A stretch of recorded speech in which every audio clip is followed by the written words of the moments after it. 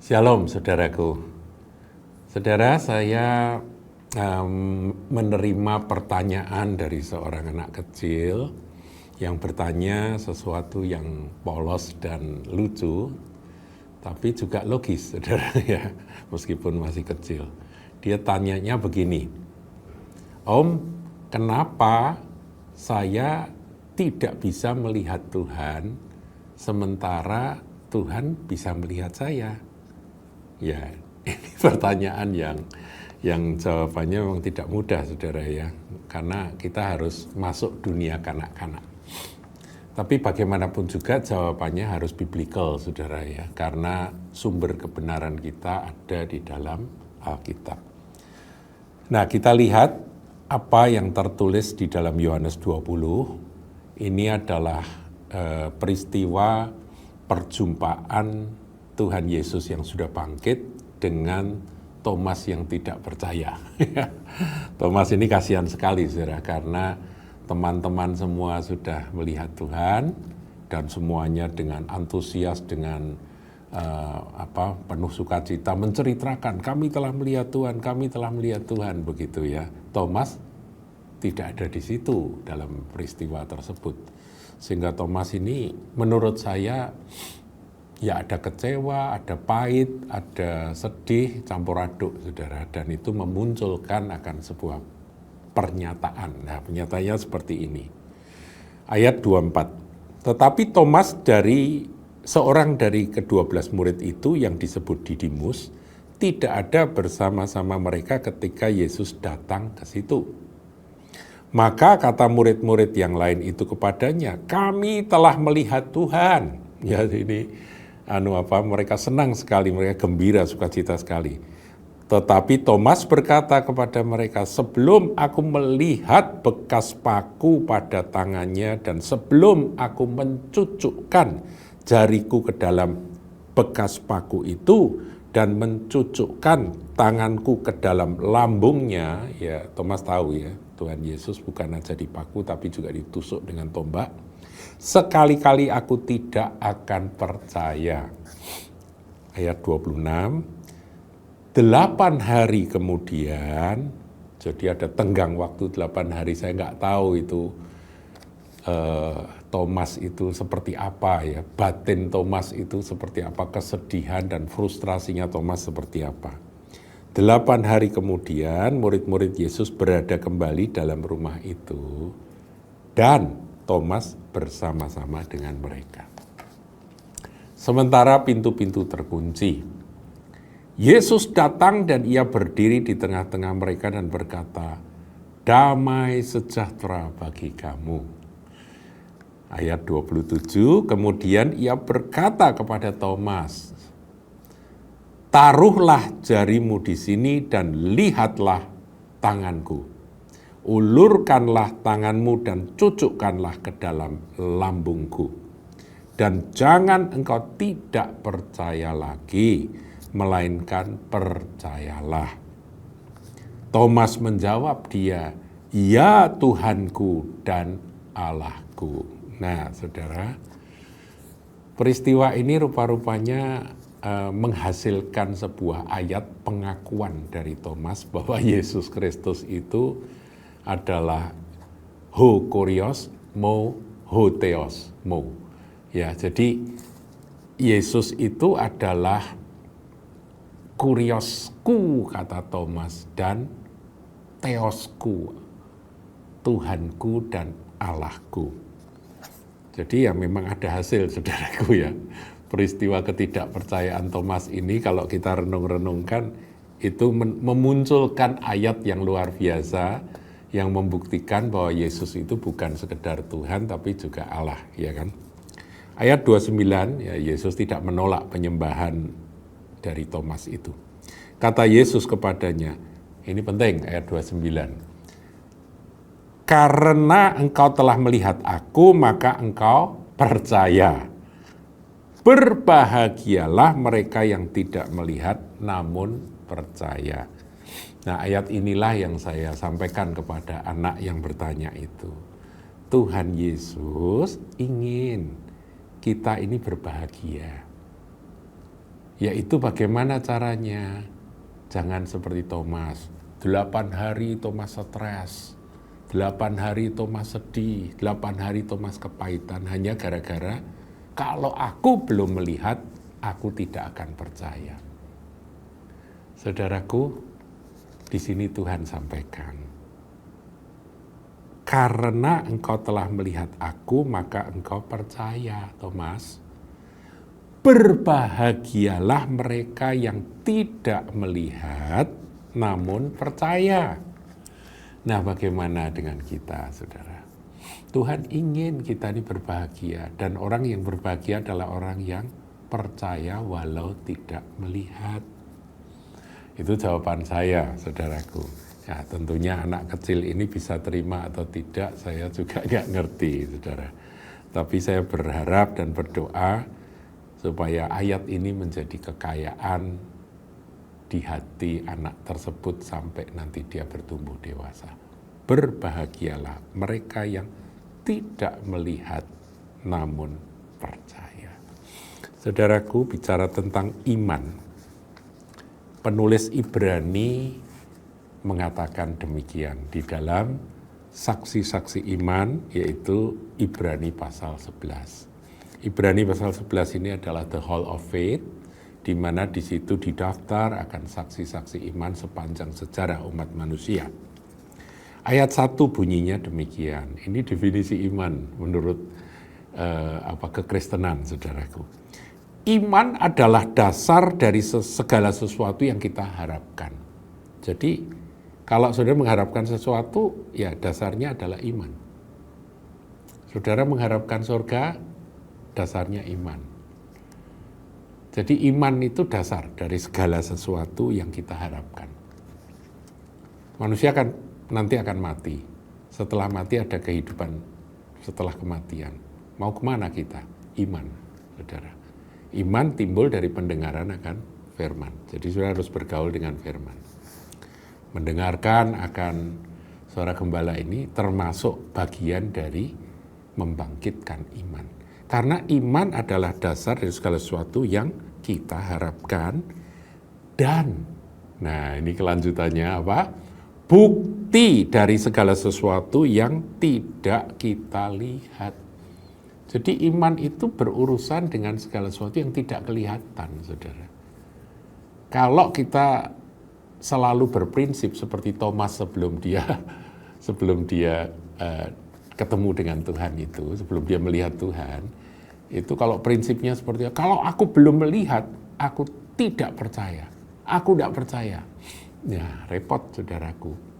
Kita mestinya harus percaya pada sesuatu yang memang bisa dipercaya. Dan kalau saudara bertanya, apa yang bisa dipercaya? Firman Tuhan ini bisa dipercaya. Karena firman Tuhan ini ditulis oleh orang-orang yang menerima pewahyuan, dikuasai oleh Roh Kudus, dan dia menuliskan berdasarkan ilham Roh. Dan kalau saudara baca dan teliti dan selidiki dan pelajari akan Alkitab, firman Tuhan ini, dari Kejadian sampai Wahyu itu ada benang merah, dan itulah Roh Kudus yang menjaga kebenaran itu. Tidak putus, saudaraku. Ya. Jadi alangkah bahagianya kita kalau iman kita timbul ketika kita merenungkan firman dan kita percaya meskipun kita tidak melihat. Saudara, ada orang-orang yang dikaruniai ya, dia pernah diangkat ke surga, melihat surga, kemudian dia bersaksi, aduh indah sekali surga, enak sekali, ada taman yang indah, ada bunga-bunga yang sangat bagus. Kemudian aku di sana melihat akan para malaikat gitu ya, para pelayan Tuhan, para malaikat. Ya, itu adalah anugerah khusus bagi orang tersebut. Dia melihat surga. Tapi apa kata firman Tuhan? Berbahagialah orang yang percaya walaupun tidak melihat.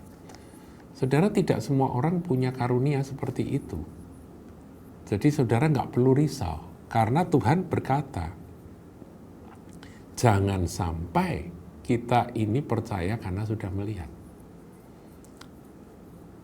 Saudara, kalau bisa percaya sebelum melihat, itu justru iman.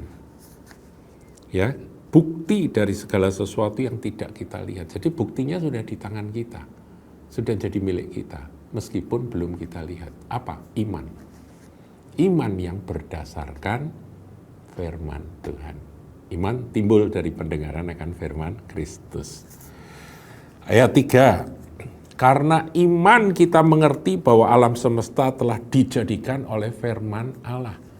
Saudara, kalau melihat gunung-gunung indah, ya, bukit-bukit yang permai, pemandangan laut yang luas, saudara melihat akan semua ciptaan Tuhan, bulan, bintang, matahari.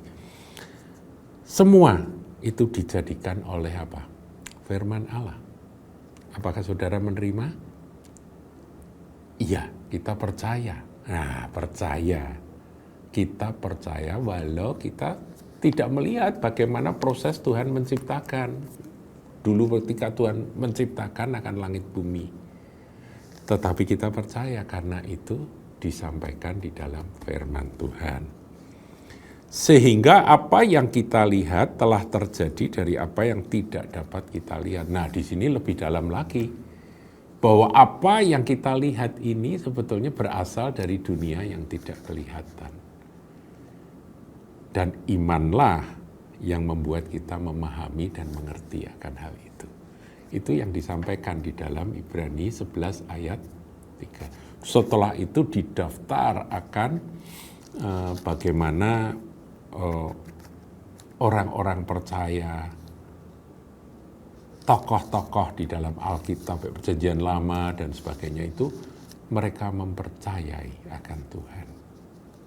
Saudara, dalam hal mujizat, saudara, mujizat itu adalah sesuatu yang kita percaya sebelum kita menerimanya. Kita sudah banyak belajar tentang hal itu. Kalau saudara kembali mau mengulang, ya saya akan ulang, saudara. Di dalam Markus, ya, Markus ini dahsyat ini, saudara. Markus 11. Ya, Markus 11 ayat yang ke 22, 23 dan 24. Ini saya ulangi, saudaraku, ya, ayat-ayat yang luar biasa. Yesus menjawab mereka, percayalah kepada Allah. Ayat 23. Aku berkata kepadamu, Tuhan Yesus berkata kepada kita, sesungguhnya barang siapa berkata kepada gunung ini, gunung loh saudaraku, ya, saudara pandang aja gunung yang ada di sekitar Anda. Entah itu gunung Lawu, gunung Semeru, gunung Merapi, gunung Merbabu, ya, atau gunung apa saja. Beranjaklah dan tercampaklah ke dalam laut. Itu bisa geser gitu, terus jatuh ke laut gitu, ya. Asal tidak bimbang hatinya, tapi percaya. Percaya, saudara. Bahwa apa yang dikatakannya itu akan terjadi, maka hal itu akan terjadi baginya. Ini ajaran Tuhan Yesus. Ini iman. Saudara, pertanyaan ketika orang itu percaya, dikatakan oleh Tuhan, tapi percaya dalam hatinya bahwa apa yang dikatakannya itu akan terjadi, pertanyaan saya, sudah terjadi atau belum? Ini kan Tuhan ngajari begini, kalau kamu hatimu percaya sepenuh dan kamu berkata kepada gunung itu, bergeserlah, beranjaklah dan tercampaklah ke dalam laut, asal tidak bimbang, hati ini tidak bimbang, tetapi percaya hatinya bahwa apa yang dikatakannya itu akan terjadi, maka hal itu akan terjadi baginya. Pertanyaan saya, sudah beranjak atau belum sebelum dia meyakini? Dan kemudian berkata, ya belum, saudara, tapi dia yakin bahwa apa yang aku katakan ini akan terjadi. Itu yang Tuhan maksudkan. Ini luar biasa loh ayat ini, saudaraku. Ini perkataan Tuhan. Kemudian ayat 24, karena itu aku berkata kepadamu apa saja yang kamu minta dan doakan. Ini minta dalam doa, Tuhan aku butuh, aku minta, gitu ya. Percayalah bahwa kamu telah menerimanya. Sudahkah saudara menerima? Taruh kata saya tidak punya handphone, saudara, ya. Saya berdoa, Tuhan, aku butuh handphone. Ya, untuk pelayanan, untuk apa gitu, aku butuh Tuhan. Dan aku tidak punya handphone. Aku minta Engkau berikan handphone itu padaku. Pertanyaan saya, sudahkah handphone itu saya lihat? Kan belum, saudaraku. Itu ada di dalam permintaan doa saya. Minta dan doakan, ya kan? Permohonan doa saya. Tapi firman Tuhan katakan, percayalah bahwa kamu telah menerimanya. Sudah lihat atau belum? Ya belum, saudara, ini belum ada. Baru kemudian, maka hal itu akan diberikan kepadamu. Tiba-tiba ada orang ketok pintu, berkata, Pak Theo, ini ada hadiah dari surga, itu ya, hadiah Natal dari surga. Loh, kok handphone gitu loh. Kira-kira kalau mau diuraikan, dimaknai akan ayat-ayat dari Markus 11 ayat 22 sampai 24 itu seperti itu, saudara. Tentunya ada syaratnya, ya syaratnya ayat 25, saudara harus mengampuni dulu orang yang bersalah kepada Anda. Jadi hati ini harus bersih. Nah, saudara, hal itu akan diberikan kepadamu meskipun saya belum melihat. Jadi Tuhan berkata, berbahagialah orang yang percaya walau tidak melihat. Itu karena apa? Ya karena itu aturannya Tuhan, itu ajarannya Tuhan. Jadi saudara, kalau mau percaya, jangan nuntut untuk melihat dulu. Justru iman itu berurusan dengan sesuatu yang belum kelihatan. Saudara pernah melihat surga? Belum, saya juga belum. Tapi saya percaya. Ngerti ya saudaraku ya? Bahwa nanti ada waktunya saya akan bersama dengan Tuhan di sana. Selesai, saudaraku. Itu iman. Saya berharap saudara menangkap akan esensi dari apa yang kita renungkan saat ini. Dan ini berlaku dalam hal apapun, saudara. Ya, Tuhan Yesus memberkati.